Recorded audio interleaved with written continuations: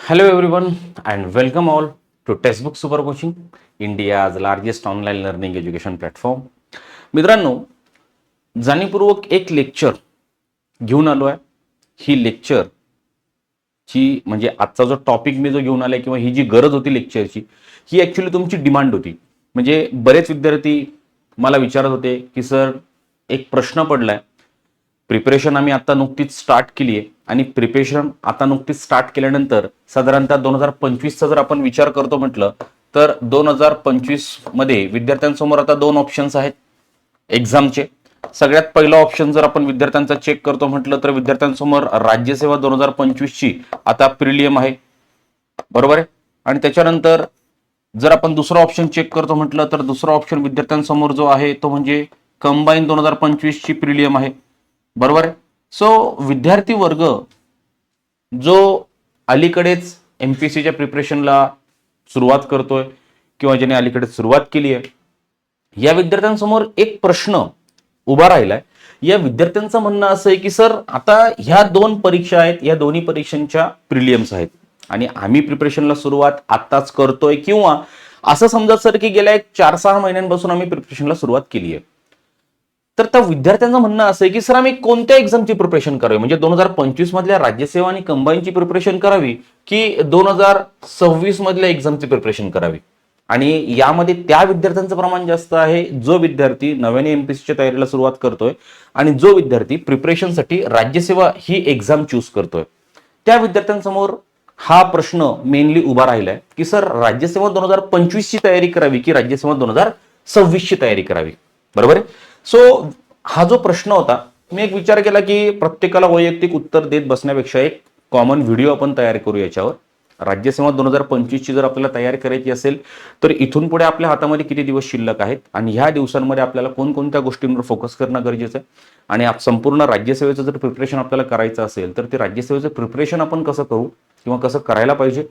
आणि मग हा वेळ जो आता इथून पुढे आहे तो इनफ आहे का की आपण 2026ला स्टार्ट करला पाहिजे किंवा 2026 वर आपण शिफ्ट व्हायला पाहिजे. तर हा जो मुद्दा होता, या मुद्द्याच्या आधारावरच आजचं आपलं हे सेशन असणार आहे. सो सुरुवात करतो आजच्या या सेशनला. Welcome all to textbook super coaching. मी रितेश सर तुमच्या सगळ्यांचं मनपूर्वक स्वागत करतोय. सुरुवात करत असताना सगळ्यात पहिल्यांदा एक अपडेट तुम्हाला देतो. ती अपडेट म्हणजेच काय तर एक डॉक्टर एपीजे अब्दुल कलाम सरांचं एक स्टेटमेंट होतं जे मी बऱ्यापैकी क्लासेसमध्ये विद्यार्थ्यांना दाखवण्याचा प्रयत्न करत असतो. एपीजे अब्दुल कलाम सर म्हणतात की आपण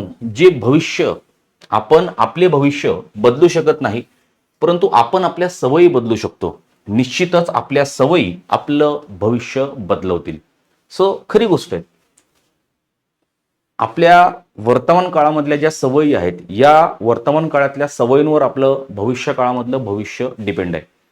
फॉर एक्झाम्पल जर आपण बघतो म्हटलं तर वर्तमान काळामध्ये एखाद्या व्यक्तीला व्यायामाची सवय आहे तर भविष्यामध्ये त्याचा फायदा त्याला कसा होणार आहे की तो शरीर तंदुरुस्त राहणार आहे, कोणतेही छोटे मोठे आजार त्याला त्रासदायक ठरणार नाहीयेत. सो त्याच गोष्टी आहे. सो भविष्य आपलं कसं असेल हे वर्तमान काळावर डिपेंड आहे. सो ह्या वर्तमान काळामध्ये जर तुम्ही चांगली मेहनत कराल, चांगल्या पद्धतीने जर प्रिपरेशन कराल तर भविष्य काळामध्ये 100% तुम्हाला त्याचा आउटपुट बघायला मिळेल, रिझल्ट बघायला मिळेल, बरोबर आहे.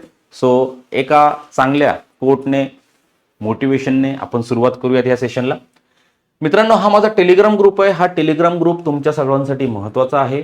याचं कारण असं तर ह्या टेलिग्राम ग्रुपवर तुम्ही माझ्यासोबत 24/7 कनेक्टेड राहू शकतात. या टेलिग्राम ग्रुपच्या माध्यमातून आपले जे फ्री क्लासेस आहेत या फ्री क्लासेसच्या लिंक मी तुमच्यापर्यंत पोहोचवत असतो. वेगवेगळ्या अपडेट्स असतील, एक्झाम संदर्भात नोटिफिकेशन्स असतील, करंटच्या अपडेट्स असतील, या सगळ्या अपडेट्स या टेलिग्राम ग्रुपवर तुम्हाला अवेलेबल होत असतात.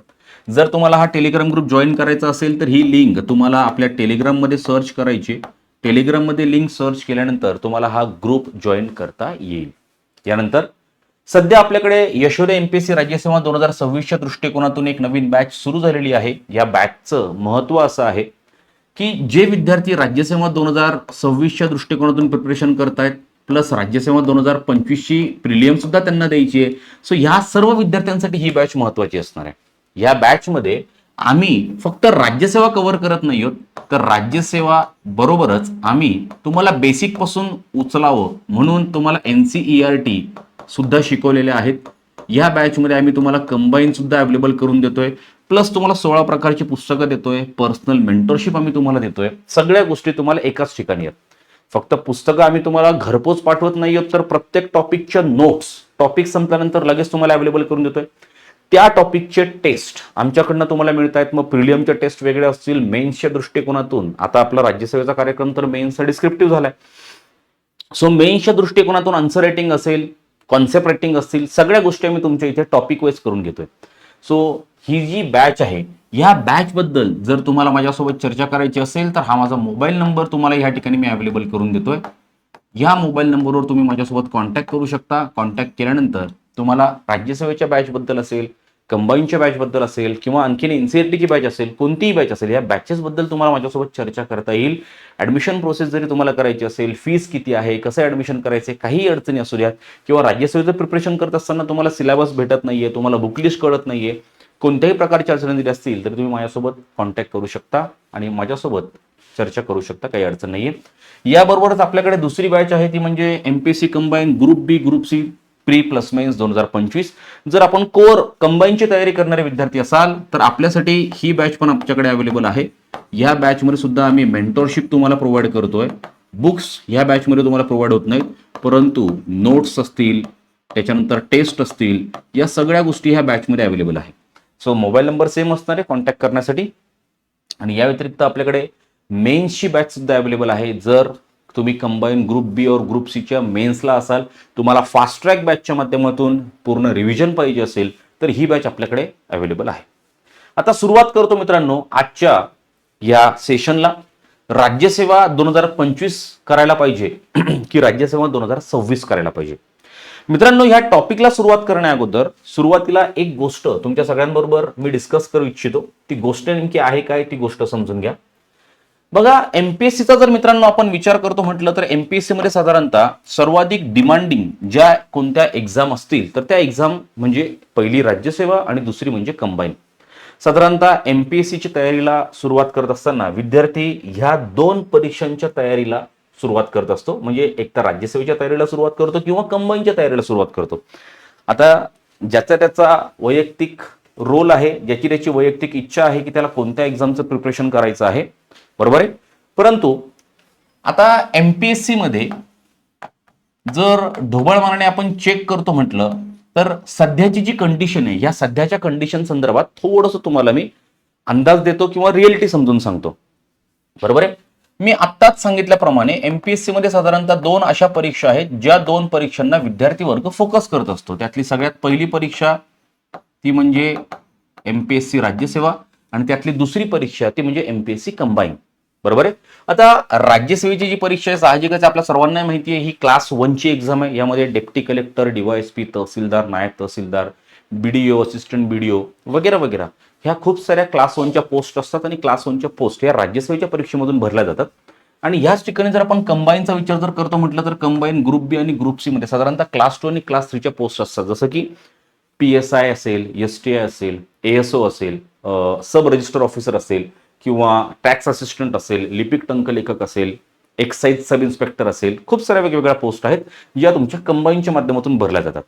आता विषय काय झाला बघा, वर्ष 2024 हे असं वर्ष होतं की बऱ्यापैकी विद्यार्थ्यांचे स्वप्न वर्ष 2024 वर डिपेंड होते. आता मी असं तुम्हाला का सांगतोय, कारण वर्ष 2024 नंतर आपल्याकडे आलंय वर्ष 2025 आणि ह्या वर्ष 2025 पासून आपली जी राज्यसेवा आहे, या राज्यसेवेची जी मेन्स एक्झाम आहे, मेन्स म्हणजे मुख्य परीक्षा आहे, या मुख्य परीक्षेचा जो पॅटर्न होता हा पॅटर्न झालाय चेंज, बरोबर आहे. वर्ष 2024 पर्यंत मुख्य परीक्षेचा जो पॅटर्न होता हा ऑब्जेक्टिव्ह होता, बरोबर आहे. इथपर्यंत हा पॅटर्न ऑब्जेक्टिव्ह होता. मी इकडे लिहितो जेणेकरून तुम्हाला इझिली त्या सगळ्या गोष्टी समजतील, बरोबर आहे. वर्ष 2024 पर्यंत हा जो पॅटर्न होता हा ऑब्जेक्टिव्ह होता. 2025 पासून हा जो पॅटर्न झालाय हा डिस्क्रिप्टिव्ह झालाय, म्हणजे पॅटर्न थोडक्यात चेंज झालाय मुख्य परीक्षेचा. राज्यसेवेच्या बाबतीत मी बोलतोय. कंबाईनच्या बाबतीत जर आपल्याला बोलायचं झालं तर कंबाईनच्या बाबतीमध्ये 2024 पर्यंत किंवा 2024 नंतर 2025 पासून पुढे जो पॅटर्न आहे हा पॅटर्न कुठेही चेंज झालेला बघायला मिळत नाही. सो कंबाईनचा जो पहिल्यापासून पॅटर्न होता ऑब्जेक्टिव्ह, तो ऑब्जेक्टिव्हच पॅटर्न इथून पुढे कंटिन्यू आहे. म्हणजे पूर्व परीक्षा पण ऑब्जेक्टिव्ह आहे आणि मुख्य परीक्षा पण ऑब्जेक्टिव्ह आहे. म्हणजे कंबाईन मध्ये अजिबात इथे काही रोल प्ले नाहीये. फक्त जो मेजर चेंज आहे तो राज्यसेवा मुख्य परीक्षेला. आता राज्यसेवा मुख्य परीक्षेला आयोगाने बदल केला. ऍक्च्युली हा बदल 2 वर्ष आधी होणार होता, परंतु विद्यार्थ्यांच्या मागणीमुळे आयोगाने ते 2 वर्ष आपल्याला वेळ दिला आणि फायनली 2025च्या मुख्य परीक्षेपासून आयोगाने जो मेन्सचा पेपर पॅटर्न होता हा डिस्क्रिप्टिव्ह करून टाकला. याचा परिणाम काय झाला, जर आपण थोडंसं ग्राउंड लेवलला राहून आपण विचार केला तर एक गोष्ट लक्षात येईल की गेल्या 2, 3, 4 वर्षांपासून जो विद्यार्थी वर्ग राज्यसेवेचा अभ्यास करत होता, हा विद्यार्थी वर्ग जो अभ्यास करत होता हा पॅटर्न होता ऑब्जेक्टिव्ह. बरोबर आहे. आता सडन चेंज झाला आहे आणि जो नवीन पॅटर्न आलेला आहे ह्या नवीन पॅटर्नसाठी हा विद्यार्थी वर्ग यायला तयार नाही. जो ऑब्जेक्टिव्हचा पोरगा होता ना, तो आता राज्यसेवेच्या डिस्क्रिप्टिव्हची तयारी करायला तयार नाहीये किंवा त्याची मानसिकता ती राहिलेली नाहीये. कारण गेल्या 2-3 वर्षांपासून 4 वर्षांपासून ह्या विद्यार्थ्याने राज्यसेवेची जी तयारी केली आहे ती ऑब्जेक्टिव्हच्या माध्यमातून केली आहे. त्या ऑब्जेक्टिव्हच्या पातळीपर्यंत म्हणजे ती तयारी करत असताना त्याने राज्यसेवेची पूर्व परीक्षा क्रॅक केली आहे, मुख्य परीक्षेला सुद्धा तो विद्यार्थी गेलेला आहे. आणि आता जर त्याला राज्यसेवेची मुख्य परीक्षा द्यायची असेल तर त्याला त्याच्या अभ्यासाची स्ट्रॅटेजी बदलणं गरजेचं आहे. एवढंच नाही तर त्याला काही गोष्टी नव्याने परत एकदा शिकणं गरजेचं आहे. सुरुवातीपासून सगळ्या गोष्टी व्यवस्थित करत येणं गरजेचं आहे. बरोबर आहे. सो इथे त्याला आणखीन वेळ लागणार आहे. सो हा जो विद्यार्थी वर्ग आहे हा सगळा विद्यार्थी वर्ग शिफ्ट झालेला आहे, शिफ्टेड टू कंबाईन. कारण कंबाईनचा जो पॅटर्न आहे तो कंबाईनचा पॅटर्न आजही ऑब्जेक्टिव्ह आहे. बरोबर आहे. सो ज्या विद्यार्थ्यांनी गेल्या अनेक दिवसांपासून राज्यसेवेची तयारी केली होती ऑब्जेक्टिव्ह पॅटर्नच्या माध्यमातून, ज्या विद्यार्थ्याला आता पोस्ट पाहिजे तो विद्यार्थी सरळ सरळ कंबाईनकडे शिफ्ट होतोय. आणि हेच कारण ठरलं होतं. म्हणजे अनेक कारणं होती, पण अनेक कारणांपैकी हे एक कारण होतं ज्यामुळे कंबाईनच्या पूर्व परीक्षेचं मेरिट वाढलं 62.50. न भूतो न भविष्यती. कोणी एक्सपेक्टही केलं नव्हतं की इथपर्यंत मेरिट जाऊ शकतं. परंतु आता झालं काय तर बघा, जो विद्यार्थी राज्यसेवेची तयारी गेल्या अनेक वर्षांपासून करतोय किंवा ज्या विद्यार्थ्याने राज्यसेवेची मुख्य परीक्षा ऑब्जेक्टिव्ह पॅटर्नच्या आधारावर दिली आहे, त्या विद्यार्थ्याला साहजिकच आहे ही कंबाईनची जी प्रिलियम आहे ही कंबाईनची प्रिलियम इझीच जाणार आहे. कारण कंबाईनची जी काठिण्य पातळी आहे ही 100% राज्यसेवेपेक्षा सोपी आहे. सो अशा परिस्थितीमध्ये त्या विद्यार्थ्याला इकडे चांगला स्कोअर घेता आला आणि फायनल आउटपुट हेच बाहेर आलं की कंबाईनचं मेरिट वाढून गेलं.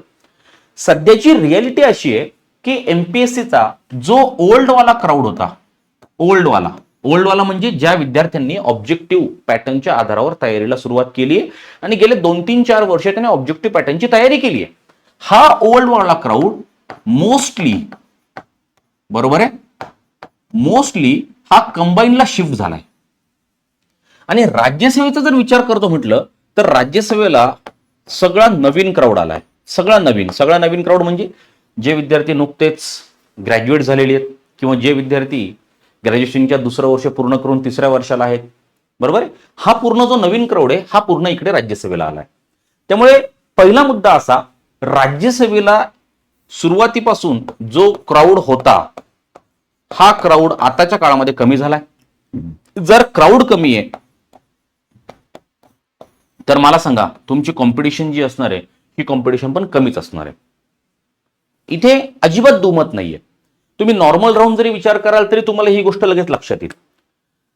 तिसरा मुद्दा असा मित्रांनो, राज्यसेवेचा जो पॅटर्न चेंज झालाय हा 2025च्या मेन्स पासून झालाय.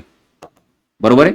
2025ची मेन्स. आता मेन्स मध्ये काय झालंय, फक्त डिस्क्रिप्टिव्ह पॅटर्न आलाय का तर डिस्क्रिप्टिव्ह तर आलाच आहे, परंतु याबरोबरच तुम्हाला ऑप्शनल, बरोबर आहे, ऑप्शनल सब्जेक्ट सुद्धा तुम्हाला हाताळायचे. बरोबर आहे. ऑप्शनल सब्जेक्ट सुद्धा तुम्हाला ह्या ठिकाणी हाताळायचे. म्हणजे एक ऑप्शनल आलाय त्याचे 2 पेपर आले साधारणतः 250 मार्कांची 2, म्हणजे साधारणतः 500 मार्कांसाठी तुम्हाला ऑप्शनलची तयारी करायची आहे. तुम्हाला एसे रायटिंग करायचं, तुम्हाला इथिक्स हा जो पेपर 4 आलाय जीएस पेपर 4 त्याची तुम्हाला तयारी नव्याने करायची. सो असे खूप सारे बदल आहेत. आता झालंय काय की अलीकडेच गेल्या 4-6 महिन्यांपासून राज्यसेवेची तयारी करणारा जो विद्यार्थी वर्ग आहे, बरोबर आहे. आता मी कोवर बोलतो राज्यसेवेबद्दल, बरोबर आहे. आता पहिला मुद्दा हा तर क्लिअर आहे की राज्यसेवेला जो आलेला क्राऊड आहे हा नवीन क्राऊड आहे, किंवा आपण याला असं म्हणूयात की हा पूर्ण नवीनच क्राऊड आहे. आता असं का म्हणायचंय, कारण राज्यसेवेचा जो पेपर पॅटर्न आहे मेन्सचा, बरोबर आहे, हा पेपर पॅटर्न न्यू आहे. न्यू पेपर पॅटर्न असल्यामुळे ह्या पेपर पॅटर्नचा अंदाज कोणत्याच विद्यार्थ्याला नाही. अंदाज नाही याचा अर्थ की राज्यसेवेची आतापर्यंत एकही मुख्य परीक्षा रिसेंटली डिस्क्रिप्टिव्ह पॅटर्नच्या आधारावर झालेली नाहीये. त्यामुळे या पॅटर्न मध्ये विचारले जाणारे जे प्रश्न आहेत हे प्रश्न कशा प्रकारचे विचारले जातात याचा अंदाज कोणत्याच विद्यार्थ्याला नाही असं मी म्हणतो, बरोबर आहे. म्हणजेच आताच्या कंडिशनला सर्व विद्यार्थी वर्ग जो आपला आहे हा सर्व विद्यार्थी वर्ग फर्स्ट टाइम ही परीक्षा देणार आहे. फर्स्ट टाइम ही परीक्षा देणार आहे. मित्रांनो, आयोगाचा आतापर्यंतचा इतिहास आहे, हिस्ट्री आहे, तुम्ही चेक करून घ्यायची. ज्या ज्या वेळेस आयोगाने पेपर पॅटर्न मध्ये बदल केलेला आहे त्या प्रत्येक वेळेस सुरुवातीची साधारणतः 3 ते 4 वर्ष, सुरुवातीचे 3 ते 4 वर्ष आयोगाच्या माध्यमातून जे प्रश्न सेट केले जात होते हे प्रश्न इझी सेट केले जात होते. कारण पेपर पॅटर्न नवीन आहे. प्रश्न खूप जास्त डिफिकल्ट लेवलला जर काढले तर साहजिकच आहे तुमचं रिझल्ट कमी लागणार आहे. आणि तुम्ही जर अशाच प्रकारची काठिण्य पातळी ठेवली तर ह्या परीक्षेकडे येणारा जो क्राऊड आहे हा क्राऊड कायमस्वरूपी काय राहील, कमी राहील. क्राऊड कमी राहिला की तुमची जी कॉम्पिटिशन असणार आहे ही कॉम्पिटिशन पण काय असणार आहे, कमीच असणार आहे.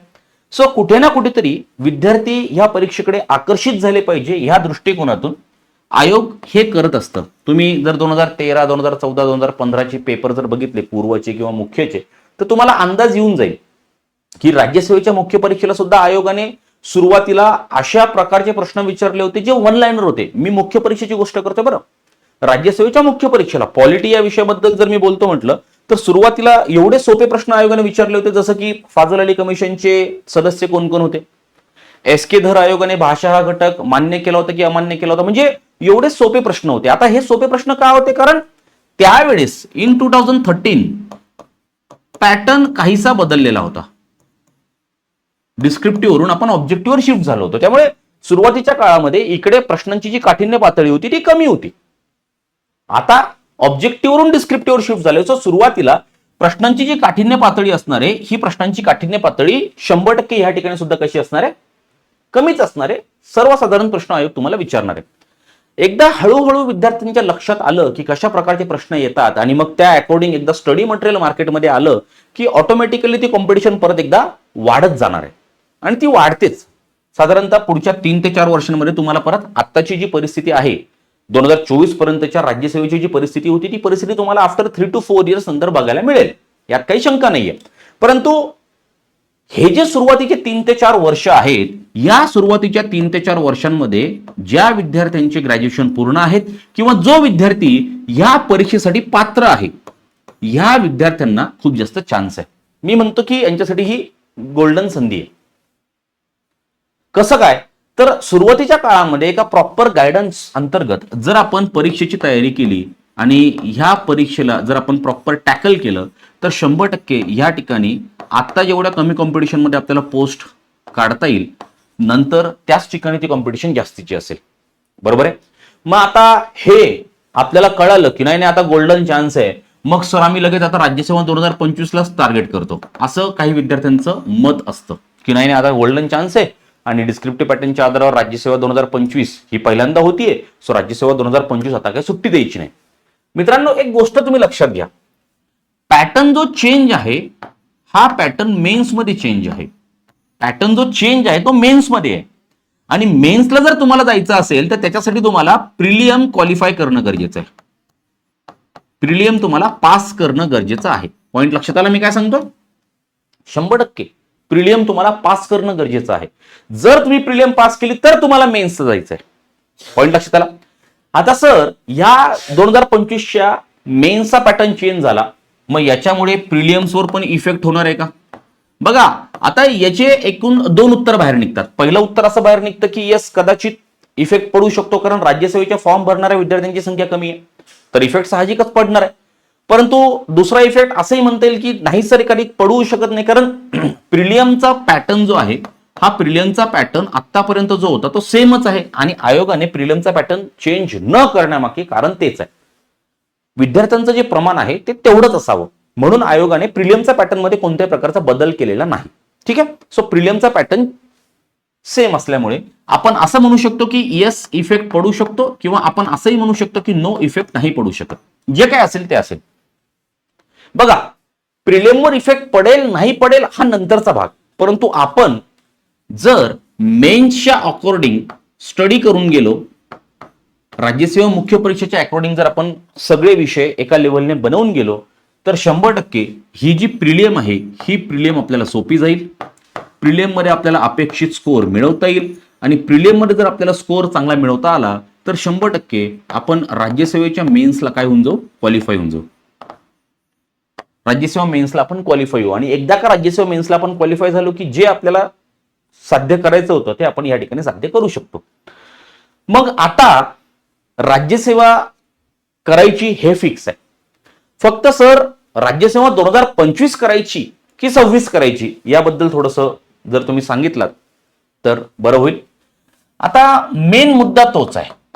बघा, राज्यसेवा करणाऱ्यांसाठी नेमका फायदा काय, हा फायदा तर मी या ठिकाणी तुम्हाला सांगितला. बरोबर आहे. राज्यसेवा इथे 2025 घेतो, इथे राज्यसेवा 2026 घेतो. बरोबर आहे. आता बऱ्यापैकी विद्यार्थी माझ्यासोबत या गोष्टी कॉलवर डिस्कस करत असतात. जर तुम्हालाही माझा मोबाईल नंबर पाहिजे असेल तर या ठिकाणी माझा मोबाईल नंबर मी देऊन ठेवतो. माझ्यासोबत तुम्हालाही कॉलवर डिस्कस करायचं असेल तुम्ही कॉलवर डिस्कस करू शकतात, काही अडचण नाहीये. माझं नाव तुम्हाला सर्वांना माहिती आहे. बरोबर. सो बिंदास तुम्ही बोलू शकता आणि मग त्या ठिकाणी आपण चर्चेतून एखादा मार्ग काढू शकतो. काही वेळेस काय असतं, विद्यार्थ्यांकडे पुरेसा वेळ नसतो. जे जॉब करणारे आहेत त्यांचा जॉब टायमिंग 10 ते 12 तास आहे. काही विद्यार्थी हे आपल्या माता भगिनी या मॅरिड आहेत, हाऊसवाईफ्स आहेत, सो त्यांच्याकडे पुरेसा वेळ नसतो, मुलं असतात. सो सगळ्या चॅलेंजेस आहेत. तर त्याच्यातून आपण कसं करू शकतो या संदर्भात माझ्यासोबत तुम्ही चर्चा करू शकतात. बरेच विद्यार्थी करतात, सो तुम्ही करू शकता कॉल. ठीक आहे. हा, आता विषय येतो राज्यसेवा 2025 की राज्यसेवा 2026. बघा, आता 25 पासून म्हणजे 25चा जर आपण विचार केला तर साधारणतः आज तुमचा जून महिना चालू आहे आणि आपण असं पकडू की जून महिन्यामधले 10 दिवस आपल्याकडे शिल्लक आहेत. जून महिन्यामधले 10 दिवस आपल्याकडे शिल्लक आहेत. या व्यतिरिक्त जर आपण थोडंसं पुढे गेलो आणि राज्यसेवा 2025च्या प्रिलियमचा जर आपण अंदाज घेतला तर राज्यसेवा 2025च्या प्रिलियमचा अंदाज घेतल्यानंतर आपल्याला काय कळतंय की 28 सप्टेंबरला साधारणतः राज्यसेवा 2025ची प्रिलियम आहे. सो इथले 10 दिवस 2 मिनिटं बाजूला ठेवा. आपल्याकडे जुलै पूर्ण महिना आहे, ऑगस्ट पूर्ण महिना आहे. दोन्ही महिन्यामध्ये 31 दिवस आहे. साधारणतः 62 दिवस इथे झाले. 27 दिवस याच्यातले राहिले. राईट, याच्यातले 27 घ्या म्हणजे 62 आणि 20 82 आणि 7 89 आणि इकडचे 10 99. एक ऑन एन ऍव्हरेज आपल्याकडे 100 दिवस आहेत असं आपण पकडून चालू. किती दिवस आपल्याकडे शिल्लक आहेत? 100 डेज. या 100 डेज मध्ये जरी आपण फोकस केलं 100 डेज मध्ये तरी आपण फोकस फक्त प्रिलियम पॉइंट ऑफ व्ह्यू करू शकतो. फोकस आपण फक्त प्रिलियमच्या दृष्टिकोनातून करू शकतो. मेन्सचा एम सुद्धा इथे बघता येत नाही. या 100 दिवसामध्ये मेन्सचा एम म्हणतोय मी, एम मेन्सचा एम सुद्धा इथे बघता येत नाही. पॉइंट लक्षात आला.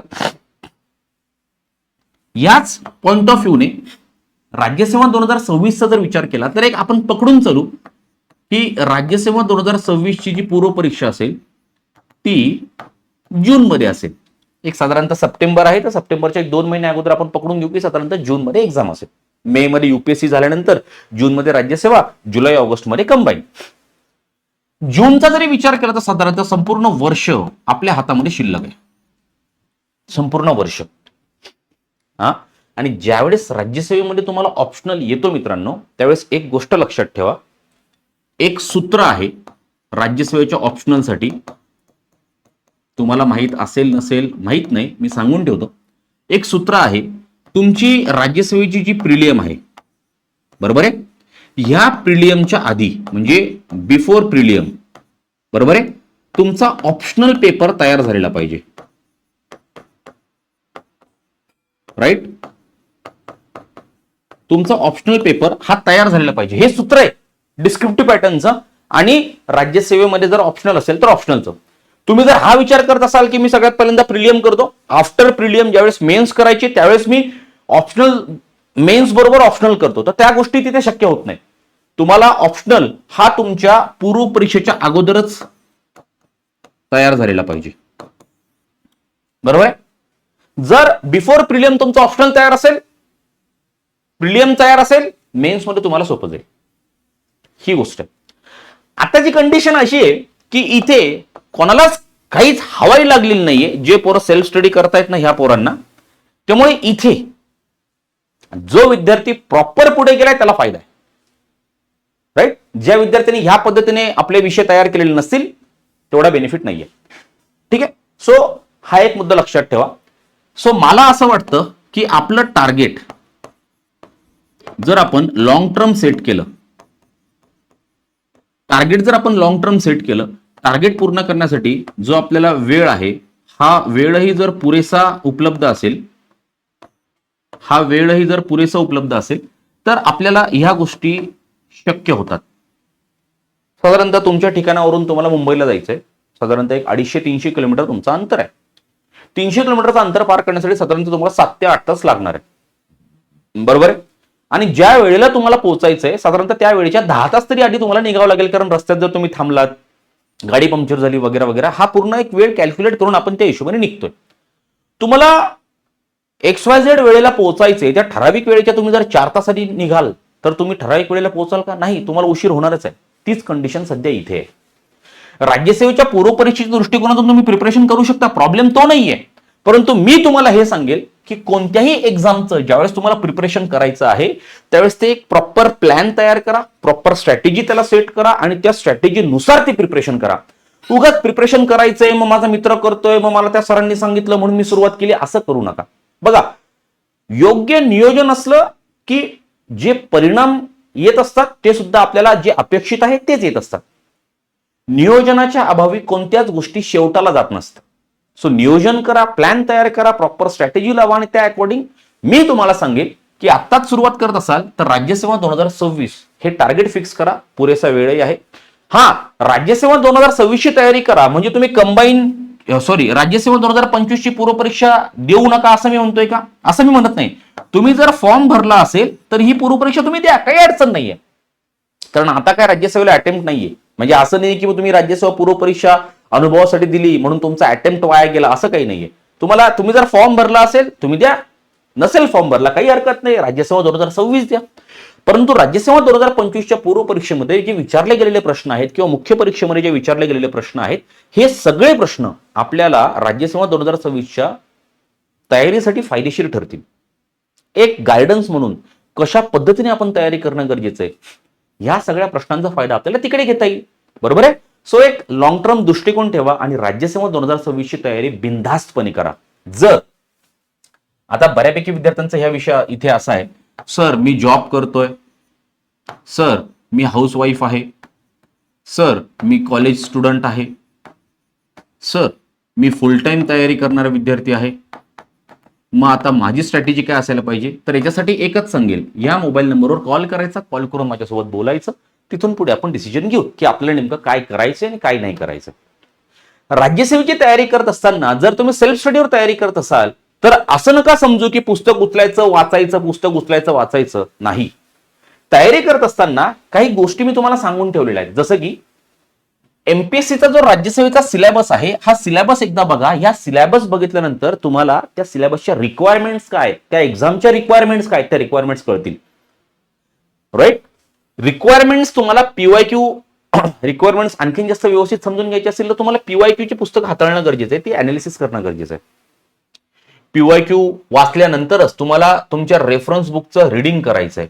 रीडिंग करत असताना तुम्हाला सब टॉपिकची लिस्ट बनवायची आहे. सर्व कॉन्सेप्ट या ठिकाणी 100% तुम्हाला समजून घ्यायचे आहेत, कारण विदाऊट कॉन्सेप्ट आता राज्यसेवेची परीक्षा राहिलेली नाही. आन्सर रायटिंग जर करायचं असेल तर कॉन्सेप्ट ह्या बघाव्याच लागतील. कॉन्सेप्ट जोपर्यंत समजणार नाही तोपर्यंत तुम्ही राज्यसेवेची तयारी पाहिजे त्या पद्धतीने करू शकणार नाही. बरोबर आहे. सो ह्या ज्या सगळ्या गोष्टी आहेत, ह्या सगळ्या गोष्टी आपण पेड बॅच मध्ये विद्यार्थ्यांच्या कव्हर करून घेतोय. म्हणूनच आपण एनसीईआरटी पासून पोरांना उचलतोय. साधारणतः हा आपला राज्यसेवेचा पूर्ण पेपर पॅटर्न आहे. Prelim, mains and then interview. प्रिलियममध्ये साधारणतः 2 तुमच्या परीक्षा असतात, पेपर 1, पेपर 2. मेन्समध्ये साधारणतः तुमचे टोटल 9 पेपर असतात. 7 तुमचे जीएस, 1 तुमचा ऑप्शनल. जीएस मध्ये 7 मध्ये 2 मराठी इंग्लिश, 300 मार्कांचे पेपर्स आहेत. सो हा जो पूर्ण एक्झाम पॅटर्न आहे हा पूर्ण आपल्या टेक्स्टबुक सुपर कोचिंगच्या ह्या यशोदय बॅचमध्ये आपण कव्हर करून घेतोय. 5 बॅच माझ्या ऑलरेडी फुल आहेत. सो 5 बॅच माझ्या फुल होण्यामागचं कारणच काय, तर जी तयारी मी पोरांची करून घेतोय तर ते पोरांना योग्य वाटतंय, पोरांना पटतंय आणि पोरांची सुद्धा तयारी होतीये. सो आता माझ्याकडे 25 साठी वेळ नव्हता. सो मी सरळ एक लॉंग टर्म दृष्टिकोन सेट केला. मला एक लॉंग टर्म दृष्टिकोन असणारे पोरं पाहिजे ज्यांच्यावर मला काम करता येईल आणि ज्या पोरांना मी सांगितलेलं करता येईल, जे पोरं मेहनत घेतील त्यांच्यासाठी मला आता ही बॅच ठेवायची. त्या अकॉर्डिंग मी हा सगळा मुद्दा सुरू केलेला आहे. जर आपणही ही बॅच लावण्यासाठी इंटरेस्टेड असाल तर वेगळं काहीच करायचं नाहीये. हा जो माझा मोबाईल नंबर आहे या मोबाईल नंबरवर तुम्हाला कॉन्टॅक्ट करायचा आहे, किंवा राज्यसेवेची तयारी करण्यासाठी इंटरेस्टेड असाल, कंबाईनची तयारी करण्यासाठी इंटरेस्टेड असाल तर ह्या मोबाईल नंबरवर तुम्हाला कॉन्टॅक्ट करायचा आहे, जेणेकरून मी सगळ्या गोष्टी तुम्हाला सांगेल. बरोबर आहे. एकदा सगळ्या क्लिअरिटी घेऊन टाका आणि मग तुमच्या एक्झाम प्रिपरेशन तुम्ही स्टार्ट करा. बरोबर इथपर्यंत. साधारणतः राज्यसेवा पूर्व परीक्षेमध्ये ह्या गोष्टी सांगितलेल्या आहेत. प्रिलियमचा पेपर, जीएस 200 मार्कांचा, सीसॅट 200 मार्कांचा. सीसॅट हा साधारणतः क्वालिफाईंग आहे. 33% तुम्हाला सीसॅटमध्ये मार्क्स मिळाले तरच तुमचा जीएसचा पेपर चेक होतो. आणि त्याच्यानंतर इकडे सीसॅटचा पूर्ण सिलेबस आणि हा आहे मुख्य परीक्षेचा पेपर पॅटर्न. मराठी इंग्लिश 300 मार्कांचा. इथे 25% गुण तुम्हाला क्वालिफाईंगसाठी आहेत. पेपर 3, 4, 5, 6, 7, 8, 9 हे सगळे जीएसचे पेपर्स आहेत. 250 मार्कांचे पेपर्स आहेत. बरोबर आहे. सो आता कोणत्या परीक्षेची आपल्याला तयारी करायची आहे ह्या गोष्टी तर मी तुम्हाला सांगितल्या. तयारी कशी करायची तर सगळ्यात पहिल्यांदा तुम्हाला एक्झाम पॅटर्न आणि सिलेबस समजून घ्यायचा आहे. त्याच्यानंतर ऑप्शनल सब्जेक्ट तुम्हाला चूज करायचा आहे. सर कोणता ऑप्शनल सब्जेक्ट चूज करू हा पण विद्यार्थ्यांना त्रास देणारा एक प्रश्न आहे. सो ते पण बघा. त्याच्यानंतर युपीएससी लेवलचे मेन्सचे पीवायक्यूज आपल्याला हाताळता आले पाहिजे, ते आपण हाताळतो आहोत. कंप्रेहेन्सिव्ह बुक लिस्ट तुम्हाला पाहिजे आणि आन्सर रायटिंगची प्रॅक्टिस तुम्ही केली पाहिजे. आता ह्या ठिकाणी नवीन पॅटर्ननुसार कोणती पुस्तकं आम्ही वापरली पाहिजे हा एक मोठा प्रश्न विद्यार्थ्यांना पडला आहे. म्हणूनच आम्ही काय करतोय ही जी बॅच आहे या बॅचमध्ये स्वतः तुम्हाला पुस्तकं प्रोव्हाइड करतोय. कशा पद्धतीने ते पुस्तकं वाचली पाहिजे यासाठी मेंटरशिप कार्यक्रम आपल्याकडे अवेलेबल आहे. राईट. सो ह्या सगळ्या गोष्टी आम्ही एकाच ठिकाणी देतोय. याच्यासाठी तुम्हाला जर काही इन्फॉर्मेशन हवी असेल तर या मोबाईल नंबरला कॉन्टॅक्ट तुम्ही करू शकता. बाकी सेल्फ स्टडी करायची असेल सेल्फ स्टडी करा, एकदा चर्चा करा, प्लॅन सेट करून घ्या आणि स्टडी स्टार्ट करा. बरोबर आहे. सो कोणत्या परीक्षेला आता तुम्ही फोकस करणं गरजेचं आहे ही गोष्ट मी तुम्हाला व्यवस्थितरित्या समजून सांगण्याचा प्रयत्न केला. आय होप की तुम्हाला ती गोष्ट व्यवस्थित कळाली असेल. सो आता मी या ठिकाणी थांबतो. बाकी गोष्टी तुम्हाला क्लिअर आहेत. अपेक्षा आहे की तुम्ही कॉल करून डिस्कस कराल. थांबू आता. भेटू परत एकदा एका नवीन क्लासच्या माध्यमातून. तोपर्यंत thank you. Have a good day and bye bye.